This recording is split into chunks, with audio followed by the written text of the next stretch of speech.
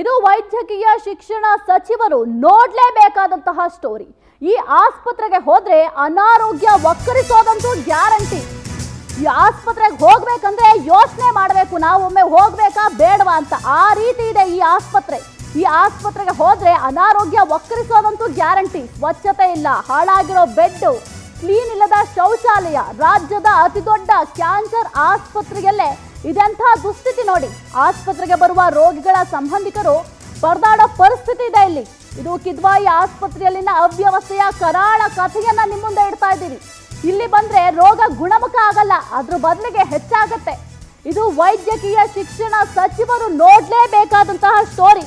ಒಮ್ಮೆ ಇತ್ತ ಕಣ್ಣಾಡಿಸಿ ಏನಾಗ್ತಾ ಇದೆ, ಆಸ್ಪತ್ರೆಯ ಪರಿಸ್ಥಿತಿ ಯಾವ ರೀತಿ ಇದೆ ಅಂತ ಒಮ್ಮೆ ವೈದ್ಯಕೀಯ ಶಿಕ್ಷಣ ಸಚಿವರು ಇಲ್ಲಿ ನೋಡಬೇಕು. ಎಷ್ಟರ ಮಟ್ಟಿಗೆ ಶುಚಿತ್ವ ಇದೆ ನೀವು ಗಮನಿಸ್ತಾ ಇದ್ದೀರಾ. ಇಷ್ಟರ ಮಟ್ಟಿಗೆ ಶುಚಿತ್ವವನ್ನ ಕಾಪಾಡ್ಕೊಂಡಿದ್ದಾರೆ ಇಲ್ಲಿ ಆಸ್ಪತ್ರೆಯಲ್ಲಿ. ಆ ಟಾಯ್ಲೆಟ್ ನೋಡ್ರಿ, ವಾಕರ್ಗೆ ಬರುತ್ತೆ ಆ ಟಾಯ್ಲೆಟ್ ನೋಡ್ರಿ. ಇನ್ನೊಂದ್ ಕಡೆ ತಿಗಣೆ ಕಾಟ. ಹೇಗ್ರಿ ಅಲ್ಲಿ ಚಿಕಿತ್ಸೆ ಪಡ್ಕೋತಾರೆ? ಚಿಕಿತ್ಸೆ ಕೂಡ ಈ ಸ್ವಚ್ಛತೆನೇ ಈ ಪಾಟಿ ಇದೆ ಅಂತಂದ್ರೆ ಚಿಕಿತ್ಸೆ ಯಾವ ಮಟ್ಟಿಗೆ ಇರಬಹುದು? ಇಲ್ಲಿ ಚಿಕಿತ್ಸೆ ತಗೊಳಕ್ ಸಾಧ್ಯ ಆಗತ್ತಾ? ಇಷ್ಟು ಗಬ್ಬೆದ್ದು ನಾರ್ತಾ ಇದೆ ಅಂದ್ರೆ ನೀವಲ್ಲಿ ಏನು ಮಾಡ್ತಾ ಇದ್ದೀರಾ? ಒಮ್ಮೆ ಆದ್ರೂ ಇದ್ದ ಗಮನ ಕೊಡಿ. ಅದು ಕೂಡ ಸರ್ಕಾರಿ ಆಸ್ಪತ್ರೆ. ಸರ್ಕಾರಿ ಆಸ್ಪತ್ರೆ ಅಂತಂದ್ರೆ ಎಷ್ಟು ನೀಟಾಗಿರ್ಬೇಕು. ಜನರು ಬಡವರು ಏನ್ ಮಾಡ್ತಾರೆ, ದೊಡ್ಡ ದೊಡ್ಡ ಆಸ್ಪತ್ರೆಗಳಿಗೆ ಹೋಗೋದಕ್ಕೆ ಸಾಧ್ಯ ಆಗೋದಿಲ್ಲ. ಅದು ಕೂಡ ಕ್ಯಾನ್ಸರ್ ಅಂದ್ರೆ ಒಂದು ಮಾರಕ ಕಾಯಿಲೆ. ಈ ಮಾರಕ ಕಾಯಿಲೆಗೆ ಹೋಗ್ಬೇಕಂತಂದ್ರೆ ದೊಡ್ಡ ಆಸ್ಪತ್ರೆಗೆ ಆಗಿರ್ಬೋದು ಅಥವಾ ಫಾರಿನ್ಗೆ ಹೋಗಿ ಟ್ರೀಟ್ಮೆಂಟ್ ತಗೊಳ್ಳೋದಕ್ಕೆ ದುಡ್ಡು ಇರ್ಬೇಕಲ್ವಾ ಬಡವರ ಹತ್ರ. ಏನೋ ನಮ್ಮ ಸರ್ಕಾರದವ್ರು ನಮಗೆ ಅಂತ ಅನುಕೂಲ ಆಗಲಿ ಅಂತ ಒಂದು ಆಸ್ಪತ್ರೆ ನಿರ್ಮಾಣ ಮಾಡಿಕೊಟ್ಟಿದ್ದಾರೆ, ಅಲ್ಲಿ ಹೋಗಿ ತೋರಿಸ್ಕೊಳ್ಳೋಣ, ಟ್ರೀಟ್ಮೆಂಟ್ ತಗೊಳ್ಳೋಣ ಅಂತ ಹೋದ್ರೆ ಈ ಅವ್ಯವಸ್ಥೆಯ ಆಗರ ಆಗಿದೆ ಈ ಆಸ್ಪತ್ರೆಯಲ್ಲಿ. ಈ ಆಸ್ಪತ್ರೆಯಲ್ಲಿ ಚಿಕಿತ್ಸೆ ತಗೊಳಕ್ ಸಾಧ್ಯ ಆಗತ್ತಾ? ಎಷ್ಟು ಗಬ್ಬೆದ್ದು ನಾರ್ತಾ ಇದೆ ನೋಡಿ ಈ ಆಸ್ಪತ್ರೆ. ಕಿದ್ವಾಯಿ ಆಸ್ಪತ್ರೆಯ ಧರ್ಮಶಾಲೆಯಲ್ಲಿನ ಶುಚಿತ್ವದ ನೋಟ ನೀವು ಗಮನಿಸಿದ್ರಲ್ಲ, ಅಷ್ಟರ ಮಟ್ಟಿಗಿದೆ. ಧರ್ಮಶಾಲೆಯಲ್ಲಿರುವ ಬೆಡ್ಗಳ ತುಂಬೆಲ್ಲ ತಿಗಣೆಗಳು ರಾಶಿ ಇದೆ. ಕಿತ್ತೋಗಿರೋ ಬೆಡ್ಗಳಿದಾವೆ, ಗಬ್ಬೆದ್ದು ನಾರ್ತಾ ಇದೆ ಟಾಯ್ಲೆಟ್. ಆಸ್ಪತ್ರೆ ಒಳಗೆ ಓಡಾಡ್ತಾ ಇದೆ ಇಲಿಗಳು. ಕೇಳೋರೇ ಇಲ್ವಾ ಇಲ್ಲಿ? ಹಾಗಾದ್ರೆ ರೋಗಿಗಳು ಹಾಗೂ ಸಂಬಂಧಿಕರು ತೀವ್ರ ಪರದಾಟ ಯಾರಿಗೂ ಕೂಡ ಕಾಣಿಸ್ತಾ ಇಲ್ವಾ? ಇನ್ಫೋಸಿಸ್ ನಿರ್ಮಿಸಿಕೊಟ್ಟ ಧರ್ಮಶಾಲೆಯಲ್ಲಿಲ್ಲ ಸ್ವಚ್ಛತೆ. ಗಮನಿಸಿದ್ರಿ ಯಾವ ರೀತಿ ಇದೆ ಅಂತ. ಧರ್ಮಶಾಲೆಯಲ್ಲಿರುವ ಬೆಡ್ಗಳ ತುಂಬೆಲ್ಲ ತಿಗಣೆಗಳ ರಾಶಿ ಇದೆ. ಅಲ್ಲಿ ಹೇಗ್ರಿ ಮಲ್ಕೊಳ್ಳೋದಿಕ್ ಸಾಧ್ಯ? ಯಾವ ರೀತಿ ಟ್ರೀಟ್ಮೆಂಟ್ ತಗೋತಾರೆ? ಸ್ವಲ್ಪನಾದ್ರೂ ಮಾನವೀಯತೆ ಅನ್ನೋದು ಬೇಡವಾ ನಿಮಗೆ?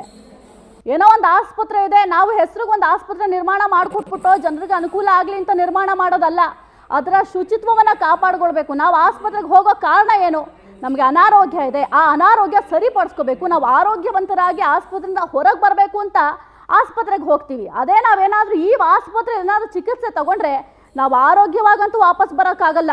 ಅನಾರೋಗ್ಯ ಹೆಚ್ಚಾಗುತ್ತೆ ಅಥವಾ ನಾವು ಸಾಯಬೇಕು ಅಷ್ಟೇ. ಅಲ್ಲಿ ಅಷ್ಟರ ಮಟ್ಟಿಗೆ ಕ್ಲೀನ್ ಇದೆಯಲ್ಲ, ಆ ಕ್ಲೀನ್ ನೋಡಿದ್ರೆ ಹಂಗೆ ಅನ್ಸುತ್ತೆ. ಈ ಆಸ್ಪತ್ರೆಗೆ ಹೋದ್ರಂತೂ ಅನಾರೋಗ್ಯ ವಕ್ಕರಿಸೋದಂತೂ ಗ್ಯಾರಂಟಿ. ನಾವು ಗುಣಮುಖರಾಗಿ ವಾಪಸ್ ಬರೋದಕ್ಕೆ ಸಾಧ್ಯನೇ ಇಲ್ಲ. ಪ್ರತಿ ಬಾರಿ ಹೇಳ್ತಾರೆ ನೀವು ಸ್ವಚ್ಛತೆಯನ್ನು ಕಾಪಾಡ್ಕೊಳ್ಳಿ. ಯಾಕೆ ಆರೋಗ್ಯ ಕೆಡುತ್ತೆ ಅಂದರೆ ನಾವು ಸ್ವಚ್ಛವಾಗಿರಬೇಕು, ಸ್ವಚ್ಛತೆಯನ್ನು ಕಾಪಾಡ್ಕೊಳ್ಬೇಕು. ಆ ರೀತಿ ಸ್ವಚ್ಛವಾಗಿದ್ರೆ ಅಷ್ಟರ ಮಟ್ಟಿಗೆ ಕಾಯಿಲೆಗಳು ನಮಗೆ ವಕ್ಕರಿಸಲ್ಲ. ಅಂಥದ್ರಲ್ಲಿ ಇಷ್ಟು ಗಲೀಜಾಗಿ ಗಬ್ಬಾಗಿ ನಾರ್ತಾ ಇದೆ ಶೌಚಾಲಯಗಳು. ನೀವು ಸ್ವಲ್ಪ ಒಮ್ಮೆ ಇಲ್ಲಿ ಬನ್ನಿ, ಗೊತ್ತಾಗತ್ತೆ. ಬಂದಾಗ ಗೊತ್ತಾಗತ್ತೆ ಅಲ್ಲಿ ಪರಿಸ್ಥಿತಿ ಯಾವ ರೀತಿ ಇದೆ. ಅಲ್ಲಿ ಸಂಬಂಧಿಕರು ಏನು ಅಲ್ಲಿ ಅಡ್ಮಿಟ್ ಆಗಿರ್ತಾರಲ್ಲ, ಅವ್ರ ಸಂಬಂಧಿಕರು ಯಾವ ಕಷ್ಟ ಪಡ್ತಾ ಇದ್ದಾರೆ, ಯಾವ ರೀತಿ ಒದ್ದಾಡ್ತಾ ಇದ್ದಾರೆ. ಒಮ್ಮೆ ಆದ್ರೂ ಇತ್ತ ಬಂದು ನೋಡಬೇಕು. ಸುಮ್ಮನೆ ಹೆಸರಿಗೆ ನಾವೊಂದು ಹಾಸ್ಪಿಟಲ್ ನಿರ್ಮಾಣ ಮಾಡಿದ್ದೀವಿ, ಜನಗಳಿಗೆ ಅನುಕೂಲ ಆಗಲಿ ಅಂತ ನಿರ್ಮಾಣ ಮಾಡಿದ್ದೀವಿ ಅಂತ ದೊಡ್ಡದಾಗಿ ಭಾಷಣ ಮಾಡೋದಲ್ಲ. ಅಲ್ಲಿ ಪರಿಸ್ಥಿತಿ ಹೇಗಿದೆ, ಮೊದಲು ಶುಚಿತ್ವ ಯಾವ ರೀತಿ ಇದೆ ಅನ್ನೋದನ್ನ ನೀವು ಪರಿಶೀಲನೆ ಮಾಡಬೇಕು. ಅದಾದ ನಂತರ ಟ್ರೀಟ್ಮೆಂಟ್ ಕೂಡ ಬಹಳ ಮುಖ್ಯ ಆಗುತ್ತೆ. ಶುಚಿತ್ವನೇ ಈ ರೀತಿ ಇದೆ ಅಂದರೆ ಟ್ರೀಟ್ಮೆಂಟ್ ಮೇಲೂ ಕೂಡ ಅನುಮಾನ ಬರುತ್ತೆ. ಎಷ್ಟರ ಮಟ್ಟಿಗೆ ಇವ್ರು ಟ್ರೀಟ್ಮೆಂಟ್ ಕೊಡ್ಬೋದು, ಇಷ್ಟರ ಮಟ್ಟಿಗೆ ಮೇಂಟೈನ್ ಮಾಡಿದ್ದಾರೆ ಅಂದರೆ ಟ್ರೀಟ್ಮೆಂಟ್ ಯಾವ ರೀತಿ ಇರುತ್ತೆ ಅಂತ ಅನುಮಾನ ಯಾರಿಗೇ ಆಗಲಿ ಬಂದೇ ಬರುತ್ತೆ ಅಲ್ವಾ? ಸ್ವಲ್ಪನಾದ್ರು ಗಮನ ಕೊಡಿ ಸ್ವಾಮಿ. ಸ್ವಲ್ಪ ವೈದ್ಯಕೀಯ ಶಿಕ್ಷಣ ಸಚಿವರಿತ್ತ ಗಮನ ಕೊಡಿ. ಏನಾಗ್ತಾ ಇದೆ ಆಸ್ಪತ್ರೆಯಲ್ಲಿ, ಅಲ್ಲಿನ ಏನು ರೋಗಿಗಳಿದ್ದಾರೆ ಅವರ ಪರಿಸ್ಥಿತಿ ಏನು? ಆ ರೋಗಿಗಳನ್ನ ನೋಡ್ಕೊಳ್ಳೋದಕ್ಕೆ ಬರ್ತಾರಲ್ಲ, ಅವರ ಸಂಬಂಧಿಕರಾಗಿರ್ಬಹುದು, ಸ್ನೇಹಿತರಾಗಿರ್ಬಹುದು, ಯಾರೇ ಆಗಿರ್ಬೋದು, ಅವರ ಪರಿಸ್ಥಿತಿ ಏನು? ಈಗ ಶುಚಿತ್ವ ಅನ್ನೋದು ಎಷ್ಟು ಮುಖ್ಯ ಅಂತ ನೀವು ಪಾಠ ಹೇಳ್ತಿರಲ್ಲ ಭಾಷಣಗಳು ಮಾಡುವಾಗ. ಶುಚಿತ್ವವನ್ನು ಕಾಪಾಡ್ಕೊಳ್ಳಿ ಅಂತ. ಇದೇ ಶುಚಿತ್ವನ ನೀವು ಕಾಪಾಡ್ಕೊಂಡಿರೋದು ಇದೇ ರೀತಿನಾ?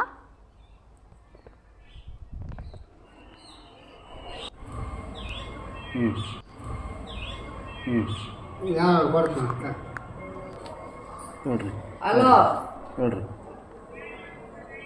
ಊಟ ಆಗ್ಯದಮ್ಮ?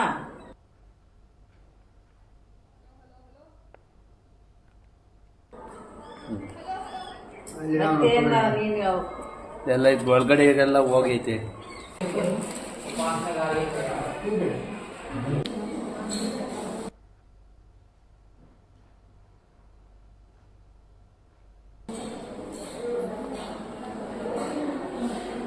ಮೆಡಿಸಿನ್ಸ್ ವೆರಿ ರೇರ್ಲಿ, ಒಂದೊಂದು ಸತಿ ಅಂತೂ 3-4 ಮಂತ್ಸ್ ಸಿಗೋದೇ ಇಲ್ಲ, ಒಂದೊಂದು ಸತಿ ಸಿಗುತ್ತೆ. But it is very expensive. ಇವಾಗ ಬೇರೆ ಕಡೆ ಹೊರಗಡೆ ತೊಗೊಳ್ಳಿ ಅಂತಾರೆ, ಹೊರಗಡೆ ತೊಗೊಂಡ್ರೆ ಬಡಬಗ್ರಿಗೆಲ್ಲ ತುಂಬ ಕಷ್ಟ, ತುಂಬ ಕಾಸ್ಟ್ಲಿ. ಈಗ ಒಂದು ಸ್ಟೋಮಾ ಬ್ಯಾಗು ಅಲ್ಲಿ ತೊಗೊಂಡ್ರೆ 150 ರುಪೀಸು, ಇಲ್ಲಿ ತೊಗೊಂಡ್ರೆ 300-400 ರೂಪಾಯಿ ಎಲ್ಲ ಹೇಳ್ತಾರೆ ಇಲ್ಲಿ ಹೊರಗಡೆ. ತುಂಬ ಕಾಸ್ಟ್ಲಿ ಅದು. ಮತ್ತು ಕೆಲವು ಇದರಲ್ಲಿ ಅಂಗಡಿಗಳಲ್ಲಿ ಸಿಗೋದೇ ಇಲ್ಲ ಸ್ಟೋಮಾ ಬ್ಯಾಗ್ಸ್ ಎಲ್ಲ ಒಂದು. ಆಮೇಲೆ ನರ್ಸಸ್ ಆರ್ ವೆರಿ ಆ್ಯರೋಗೆಂಟ್, ತುಂಬ ಹೆಂಗೆ ಟ್ರೀಟ್ ಮಾಡ್ತಾರೆ ಅಂದರೆ ಒಳ್ಳೆ ಕೆಲಸದವ್ರ ಥರ ಟ್ರೀಟ್ ಮಾಡ್ತಾರೆ ಇದು ಪೇಷಂಟ್ಸ್ನ. ನಾವೇನಾರು ಜಗಳ ಆಡಿದಾಗ ಪೇಷಂಟ್ಸ್ ಎಲ್ಲ ಬಂದು ನಮ್ಮ ಹತ್ರ, ಮೇಡಮ್ ನೀವು ಎಷ್ಟು ಒಳ್ಳೆ ಕೆಲಸ ಮಾಡಿದ್ರಿ, ಎಷ್ಟು ಚೆನ್ನಾಗಿ ಮಾತಾಡಿದ್ರಿ ಅಂತಾರೆ. ಆ ಥರ ಟ್ರೀಟ್ ಮಾಡ್ತಾರೆ ಡಾಕ್ಟರ್ಸ್. ಏನು ಟ್ರೀಟ್ಮೆಂಟ್ ಹೇಗಿದೆ ಅಂದರೆ ಡಾಕ್ಟ್ರುಗಳು ಸ್ವಲ್ಪ ಪರವಾಗಿಲ್ಲ, ಚೆನ್ನಾಗಿ ನೋಡ್ತಾರೆ, ಟೈಮಿಂಗ್ ಸರಿಯಾಗಿ ಕೊಡ್ತಾರೆ. ಆದರೆ ನಾವು ಹೊರಗಡೆಯಿಂದ ಬಂದು ಇರೋರಿಗೆ ಧರ್ಮಶಾಲಾ ಅಂತ ಒಂದು ವ್ಯವಸ್ಥೆ ಇದೆ. ಆ ವ್ಯವಸ್ಥೆಯಲ್ಲಿ ಏನಂದರೆ ಡೈಲಿ 30 ರೂಪಾಯಿ ಕಟ್ಟಬೇಕು ಒಂದು ದಿನಕ್ಕೆ. ಬಟ್ ಹೋದರೆ ಇಲ್ಲಿ ರೋಗ ನಾವು ಕ್ಲಿಯರ್ ಮಾಡ್ಕೊಂಡು ಹೋಗಕ್ಕೆ ಬರೋದು. ಆದರೆ ಧರ್ಮಶಾಲೆಯಲ್ಲಿ ಏನಾಗಿದೆ ಅಂದರೆ ಬರೀ ತಿಗಣೆಗಳ ಕಾಟ, ರೂಮ್ಗಳು ಸ್ವಚ್ಛ ಇಲ್ಲ, ಬೆಡ್ಗಳಂತೂ ಫಸ್ಟೇ ಇಲ್ಲ. ಅದನ್ನ ಡೈಲಿ ಚೆಕ್ ಮಾಡೋಕ್ಕೆ ಬರ್ತಾರೆ. ಬಂದಾಗ ಅವ್ರಿಗೆ ಹೇಳಿದ್ರೆ ನೀವು ನಮಗೆ ಹೇಳ್ಬೇಡಿ, ಹೊರಗಡೆ ಹೇಳಿ, ಅಲ್ಲಿದ್ದಾರೆ ಡಾಗ ಬ್ಲಾಕಲ್ಲಿದ್ದಾರೆ ಅವ್ರಿಗೆ ಹೇಳಿ, ಇವ್ರಿಗೆ ಹೇಳಿ ಅಂತ ಹೇಳ್ತಾರೆ. ಬಟ್ ಏನಕ್ಕೆ ಇವರು 30 ರೂಪಾಯಿ ಕಟ್ಟಿಸ್ಕೊಂಡು ಏನಕ್ಕೆ ನಮಗೆ ಈ ಥರ ಟ್ರೀಟ್ಮೆಂಟ್ ಮಾಡ್ತಾರೆ? ನಾವು ಮನೆಯಲ್ಲಿರೋ ಥರ ಇರಬೇಕು ಲೆಕ್ಕಾಚಾರದಲ್ಲಿ. ಆದರೆ ಒಂದು ಬೆಡ್ ವ್ಯವಸ್ಥೆ ಇಲ್ಲ, ಏನೂ ಇಲ್ಲ.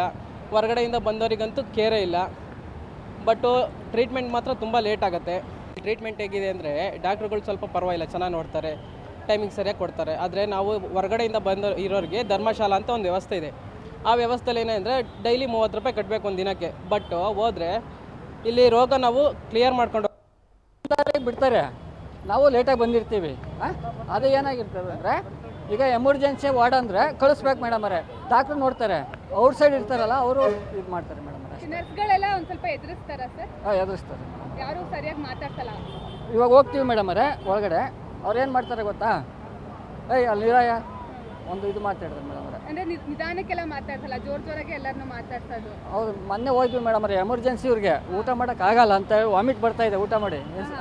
ಅವ್ರೇನು ಮಾಡ್ತಾರೆ, ಮುಂದೆ ಬಂದವ್ರಿಗೆ ಇರಿ ನೀವು ಅಲ್ಲಿ ಕೂತ್ಕೊಳ್ಳಿ ಅಂತ ಹೇಳ್ತಾರೆ. ಈಗ ಎಮರ್ಜೆನ್ಸಿ ಪೇಷೆಂಟ್ ಅಂದರೆ ನೋಡ್ಬೇಕು ಮೇಡಮ್ ಅವರೇ, ಮುಂದೆ ಬಂದವ್ರಿಗೆ ಬಿಡ್ತಾರೆ. ನಾವು ಲೇಟ್ ಮಾಹಿತಿಯನ್ನು ನೀಡ್ತಾರೆ ನಮ್ಮ ಪ್ರತಿನಿಧಿ ಸುಷ್ಮಿತಾ, ಕ್ಯಾನ್ಸರ್ ಆಸ್ಪತ್ರೆಯಲ್ಲಿ ಇದೆಂಥ ದುಸ್ಥಿತಿ ಅಂತ, ರೋಗಿಗಳ ಗತಿ ಏನಾಗಬೇಕು ಅಂತ?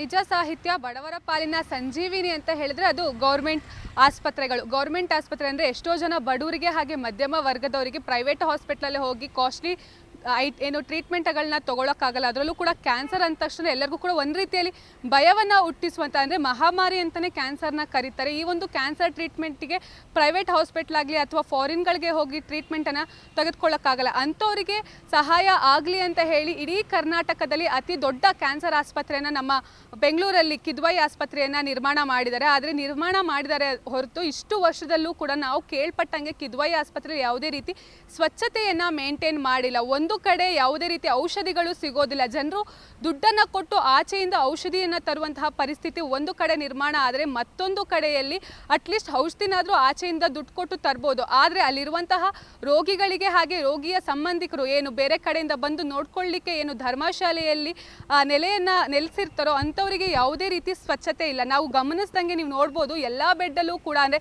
ಸಂಪೂರ್ಣವಾಗಿ ಒಂದು ಕಡೆ ಬೆಡ್ ಹಾಳಾಗಿದೆ. ಆ ಬೆಡ್ ತುಂಬ ತಿಗಣೆ ಇದೆ. ತಿಗಣೆ ಅಂದರೆ ಒಂದು ರೀತಿಯಲ್ಲಿ ಅಸಹ್ಯ ಹುಟ್ಟಿಸುವಂತಹ ಒಂದು ಕೀಟ. ಆ ಒಂದು ಕೀಟವನ್ನು ಮನೆಯಲ್ಲೇ ಎಲ್ಲಾದರೂ ಒಂದು ತಿಗಣೆ ಕಾಣಿಸ್ಕೊಂಡ್ರು ಸಾಕು, ಆ ಒಂದು ತಿಗಣೆಯನ್ನು ಸಾಯಿಸೋಕ್ಕೆ ಸಾಕಷ್ಟು, ಆ ಒಂದು ತಿಗಣೆನ ನಿರ್ಮೂಲನೆ ಮಾಡೋಕ್ಕೆ ಸಾಕಷ್ಟು ಪ್ರಯತ್ನಗಳನ್ನು ನಾವು ಪಡ್ತೀವಿ. ಆದರೆ ನಾವು ನೋಡ್ದಂಗೆ ಬೆಡ್ ತುಂಬ ತಿಗಣೆಗಳಿವೆ. ಹಾಗಾದರೆ ಒಂದು ಕಡೆ ರೋಗಿಯನ್ನು ನೋಡ್ಕೊಳ್ಳಿಕ್ಕೆ, ಒಂದು ಕಡೆ ರೋಗಿಗೂ ಚಿಕಿತ್ಸೆಯನ್ನು ಕೊಡಿಸ್ಬೇಕು, ಮತ್ತೊಂದು ಕಡೆ ರೋಗಿಯನ್ನು ನೋಡ್ಕೊಳ್ಳಿಕ್ಕೆ ಬರುವಂತಹ ಸಂಬಂಧಿಕರಿಗೆ ಆಸ್ಪತ್ರೆಗೆ ಬಂದ್ರೇ ಕಾಯಿಲೆ ಶುರು ಆಗುತ್ತೆ. ಅಂತಹ ಪರಿಸ್ಥಿತಿ ನಿರ್ಮಾಣ ಆಗಿದೆ. ಹಾಗೆ ಅದ್ರ ಜೊತೆಗೆ ನಾವು ನೋಡ್ದಂಗೆ ಇಲಿಗಳ ಓಡಾಟವೂ ಕೂಡ ಇದೆ. ಏನು ನಮ್ಮ ವೈದ್ಯಕೀಯ ಶಿಕ್ಷಣ ಸಚಿವರು ಕಳೆದ 4 ತಿಂಗಳ ಹಿಂದೆಯೇ ಅಷ್ಟೇ ಆ ಒಂದು ಆಸ್ಪತ್ರೆನ ವಿಸಿಟ್ ಮಾಡಿ ಅಲ್ಲಿನ ಮೂಲ ಸೌಕರ್ಯವನ್ನು ಏನು ಗಮನಿಸಿರ್ತಾರೆ. ಆದರೆ ಆ ಒಂದು 4 ತಿಂಗಳೊಳಗೇನೆ ಈ ರೀತಿಯ ವಿಡಿಯೋಗಳು ವೈರಲ್ಗಳು ಆಗ್ತಾ ಇರುವಂಥದ್ದು. ಅದ್ರ ಜೊತೆಗೆ ಪ್ರಮುಖವಾಗಿ ಶೌಚಾಲಯದಲ್ಲೂ ಕೂಡ ಯಾವುದೇ ರೀತಿ ಸ್ವಚ್ಛತೆ ಇಲ್ಲ. ನಾವು ಏನಾದರೂ ಮೀಡಿಯಾದವರು ಏನಾದರೂ ಆಸ್ಪತ್ರೆ ಒಳಗೆ ಹೋದರೆ ಮೀಡಿಯಾದವ್ರನ್ನ ನೋಡಲಿಕ್ಕೆ 10 ಜನ ಸೆಕ್ಯೂರಿಟಿಗಳು ಬರ್ತಾರೆ. ಎಲ್ಲಿ ಹೋಗ್ತೀರಾ, ಏನು ಮಾಡ್ತೀರಾ ಅಂತ ಕಾಯ್ದುಕೊಳ್ಳಕ್ಕೆ 10ರಿಂದ 15 ಜನ ಸೆಕ್ಯೂರಿಟಿಗಳು ಬರ್ತಾರೆ. ಆದರೆ ಆ ಒಂದು ಆಸ್ಪತ್ರೆಯಲ್ಲಿ, ಆ ಒಂದು ಧರ್ಮಶಾಲೆಯಲ್ಲಿ ಎಷ್ಟು ಕ್ಲೀನ್ ಆಗಿದೆ ಅಂತ ನೋಡ್ಕೊಳ್ಳಿಕ್ಕೆ ಒಬ್ಬ ಸಿಬ್ಬಂದಿಯೂ ಕೂಡ ಇಲ್ಲ. ಸಿಬ್ಬಂದಿಗೆ ಅಲ್ಲಿ ಬರುವಂತಹ ಜನರು ದಿನಕ್ಕೆ 30 ರೂಪಾಯಿನ ಕೊಡ್ತಾರೆ. ಆದರೆ ಆ ಒಂದು 30 ರೂಪಾಯಿ ತೊಗೊಂಡವರು ಕೂಡ ಅದನ್ನ ಕ್ಲೀನಾಗಿ ಏನು ಸ್ವಚ್ಛತೆ ಮಾಡೋದಿಲ್ಲ. ಆ ಒಂದು ಸ್ವಚ್ಛತೆಯನ್ನು ಅಂದರೆ ಫ್ರೀಯಾಗಿ ಕ್ಲೀನ್ ಮಾಡಬೇಕು, ಆದರೆ ಯಾವುದೇ ರೀತಿ ಫ್ರೀಯಾಗಿ ಕ್ಲೀನ್ ಮಾಡ್ತಿಲ್ಲ. ಬರುವಂತಹ ಏನು ಜನರ ಹತ್ರ ದುಡ್ಡನ್ನು ತೆಗೆದುಕೊಳ್ತಾರೆ. ದುಡ್ಡನ್ನು ತೆಗೆದ್ಮೇಲೆ ಅವ್ರು ಏನಂತ ಹೇಳ್ತಾರೆ ಅಂತ ಹೇಳಿದ್ರೆ, ನಾವು ಇದಕ್ಕೆ ಸಂಬಂಧಪಟ್ಟವರಲ್ಲ, ಬೇರೆಯವ್ರಿಗೆ ಹೇಳಿ, ಬೇರೆಯವ್ರು ಬಂದು ಕ್ಲೀನ್ ಮಾಡ್ತಾರೆ ಅಂತ ಹೇಳಿ ಬರೀ ದುಡ್ಡನ್ನು ಇಸ್ಕೊಂಡು ಹೋಗ್ತಾರೆ. ಹಾಗಾದರೆ ಗೌರ್ಮೆಂಟ್ ಆಸ್ಪತ್ರೆಗೆ ಫ್ರೀಯಾಗಿ ಟ್ರೀಟ್ಮೆಂಟ್ ಸಿಗುತ್ತೆ ಅಂತ ಬರುವಂತಹ ರೋಗಿಗಳು ಹಾಗೆ ರೋಗಿಯ ಸಂಬಂಧಿಕರಿಗೆ ಈ ರೀತಿಯಲ್ಲಿ ಒಂದು ಕಡೆ ಹೆಚ್ಚಿನ ದುಡ್ಡನ್ನು ಕೊಟ್ಟು ಆಚೆಗಡೆ ಔಷಧಿಯನ್ನು ಪಡ್ಕೋಬೇಕು, ಕ್ಲೀನ್ ಮಾಡಬೇಕು ಅಂತ ಹೇಳಿದ್ರೆ ದುಡ್ಡನ್ನು ಕೊಡಬೇಕು. ಅದ್ರ ಜೊತೆಗೆ ದುಡ್ಡನ್ನು ತಗೊಂಡ್ರೂ ಕೂಡ ಯಾವುದೇ ರೀತಿ ಕ್ಲೀನನ್ನು ಮಾಡ್ತಾ ಇಲ್ಲ. ಹಾಗಾದರೆ ವೈದ್ಯಕೀಯ ಶಿಕ್ಷಣ ಇಲಾಖೆ ಏನು ಮಾಡ್ತಾ ಇದೆ, ಆಸ್ಪತ್ರೆಯ ಡೈರೆಕ್ಟರ್ ಏನು ಮಾಡ್ತಾ ಇದ್ದಾರೆ ಅನ್ನೋದು ಕೂಡ ಯಕ್ಷ ಪ್ರಶ್ನೆ ಆಗಿದೆ. ಕೇವಲ ಮೀಡಿಯಾದವ್ರು ಹೋದರೆ ಅವ್ರನ್ನ ತಡೆಗಟ್ಟುವಂತಹ ಯತ್ನಗಳು ಆ ಒಂದು ಆಸ್ಪತ್ರೆಯಲ್ಲಿ ನಡೆಯುತ್ತೆ ಹೊರತು, ಯಾಕಂತ ಹೇಳಿದ್ರೆ ಆಸ್ಪತ್ರೆಯ ಬಂಡವಾಳ ಆಚೆ ಬರುತ್ತೆ ಅಂತ ಹೇಳಿ ಅಲ್ಲಿ ಹೆಚ್ಚಿನ ಸೆಕ್ಯೂರಿಟಿಯನ್ನು, ಮೀಡಿಯಾದವ್ರನ್ನ ನೋಡ್ಕೊಳ್ಳಿಕ್ಕೆ ಹೆಚ್ಚಿನ ಸೆಕ್ಯೂರಿಟಿಯನ್ನು ಒದಗಿಸಲಾಗಿದೆ. ಆದರೆ ಅಲ್ಲಿರುವಂತಹ ಸ್ವಚ್ಛತೆಯನ್ನು ಕಾಪಾಡ್ಕೊಳ್ಳಿಕ್ಕೆ ಆಗಿರ್ಬೋದು, ರೋಗಿಗಳನ್ನ ಟ್ರೀಟ್ಮೆಂಟ್ ಕೊಡಲಿಕ್ಕೆ, ನಾವು ಕೇಳ್ಪಟ್ಟಂಗೆ ಏನು ಅಲ್ಲಿನ ರೋಗಿಗಳನ್ನ ನೋಡ್ಕೊಳ್ಬೇಕು ಅಂತ ಹೇಳಿದ್ರೆ ನರ್ಸ್ಗಳು ಕೂಡ ರೂಡಾಗಿ ಬಿಹೇವ್ ಮಾಡ್ತಾರೆ. ಕ್ಯಾನ್ಸರ್ ಅಂತ ಹೇಳಿದ್ರೆ ಅವರು ಆಲ್ರೆಡಿ ಅಂದರೆ 4th ಸ್ಟೇಜಲ್ಲಿ ಇರೋರಿಗಂತೂ ಜೀವ ಉಳಿದ್ರೆ ಸಾಕು ಅನ್ನೋಂತಹ ಪರಿಸ್ಥಿತಿ ಇರುತ್ತೆ. ಅಂಥವ್ರ ಹತ್ರನೂ ರೂಡಾಗಿ ನಡೆದುಕೊಳ್ತಾರೆ, ಸಂಬಂಧಿಕರನ್ನ ನೋಡ್ಲಿಕ್ಕೆ ಬಿಡಲ್ಲ. ಈ ರೀತಿಯ ಹಲವು ಅವ್ಯವಸ್ಥೆಗಳಿಂದ ಕಿದ್ವಾಯಿ ಆಸ್ಪತ್ರೆ ತುಂಬಿದೆ ಅಂತಲೇ ಹೇಳ್ಬೋದು. ಆದಷ್ಟು ಬೇಗ ವೈದ್ಯಕೀಯ ಶಿಕ್ಷಣ ಸಚಿವರಾಗಿರ್ಬೋದು, ಆಸ್ಪತ್ರೆಯ ಡೈರೆಕ್ಟರ್ ಆಗಿರ್ಬೋದು, ಇವರೆಲ್ಲರೂ ಕೂಡ ನೋಡಿಕೊಂಡು ಆದಷ್ಟು ಬೇಗ ಆ ಒಂದು ಆಸ್ಪತ್ರೆಯನ್ನು ಕ್ಲೀನ್ ಮಾಡಿಸ್ಬೇಕಾಗತ್ತೆ. ಇಲ್ಲ ಅಂತ ಹೇಳಿದ್ರೆ ರೋಗಿಗಳಿಗೆ ಮತ್ತಷ್ಟು ಹೆಚ್ಚಿನ ಕಾಯಿಲೆ ಉಂಟಾಗುತ್ತೆ. ಸಾಹಿತ್ಯ. ಓಕೆ, ಥ್ಯಾಂಕ್ ಯು ಸುಷ್ಮಿತಾ ನಿಮ್ಮೆಲ್ಲ ಮಾಹಿತಿಗಾಗಿ.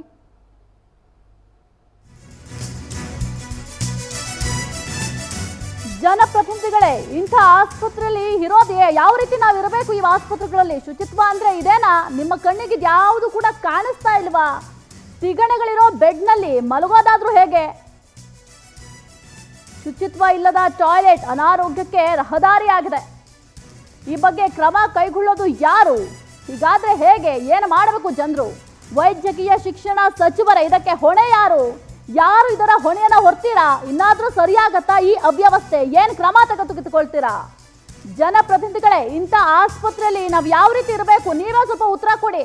ಒಂದು ಕೆಲಸ ಮಾಡಿ, ಒಂದು ರಾತ್ರಿ ನೀವು ಇದೇ ಆಸ್ಪತ್ರೆಯಲ್ಲಿ ಇರಿ, ಅದೇ ಬೆಡ್ ಮೇಲೆ ಮಲ್ಕೊಳ್ಳಿ. ಅದೇ ಶೌಚಾಲಯ ಏನು ಗಬ್ಬೆದ್ದು ನಾರ್ತಾ ಇದೆ, ಆ ಶೌಚಾಲಯವನ್ನು ಅಧಿಕಾರಿಗಳಾಗಿರಬಹುದು, ಜನಪ್ರತಿನಿಧಿಗಳು ಯಾರೇ ಆಗಿರಬಹುದು, ಇದಕ್ಕೆ ಸಂಬಂಧಪಟ್ಟವರು ಒಂದು ರಾತ್ರಿ ಈ ಆಸ್ಪತ್ರೆಯಲ್ಲಿ ಉಳಿದು ಈ ಅವ್ಯವಸ್ಥೆ ಏನಿದೆ ಅದನ್ನು ನೀವು ಅನುಭವಿಸಿ. ನಿಮ್ಮ ಅನುಭವಕ್ಕೆ ಬಂದಾಗ ಮಾತ್ರ ಅದು ನಿಮಗೆ ಗೊತ್ತಾಗುತ್ತೆ ಅಂತ ಅನ್ಸುತ್ತೆ. ಇಷ್ಟೆಲ್ಲ ಜನರು ಪರದಾಡ್ತಿರೋದು ನಿಮ್ಗೆ ಯಾವುದು ಕಾಣಿಸಲ್ಲ ಅಲ್ವಾ?